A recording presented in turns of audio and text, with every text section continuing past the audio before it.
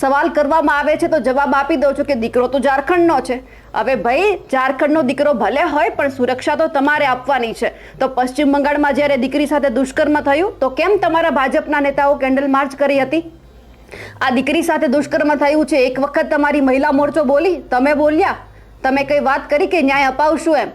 હા, તમે એમનું રિકન્સ્ટ્રક્શન કરાવો, વરઘોડો કાઢો, પણ તમે સુરક્ષા તો એટલી આપો. તમે ત્યાંના પ્રભારી મંત્રી છો કે આવું બીજી કોઈ દીકરી સાથે ન થાય. હવે જે લોકો કોઈ બીજા પ્રદેશમાંથી ગુજરાતમાં કામ ધંધે આવે છે એ લોકો એવું જોઈને આવે છે કે ગુજરાત સુરક્ષિત છે એટલા માટે જઈએ છીએ, પણ આપણું ગુજરાત તો આટલું બધું સુરક્ષિત છે એ એમને લગભગ ખબર જ નહીં હોય કે કોઈ વ્યક્તિ આવીને અહીંયા દુષ્કર્મની ઘટના બની જાય છે. આવી એક વાત નથી. સાહેબ, તમે એવું કહી દો છો કે ઝારખંડનો દીકરો હતો, એમણે દુષ્કર્મ આચર્યું છે, તો ગુજરાતના એવા દીકરા પણ છે કે જેમણે દુષ્કર્મ આચર્યું છે, તેમ છતાં એમની સામે કોઈ જ કાર્યવાહી નથી થઈ. તો બોલો ને, ગુસ્સો શેનો આવે છે? એમના ઉપર તમારે ગુસ્સો કાઢવાનો છે.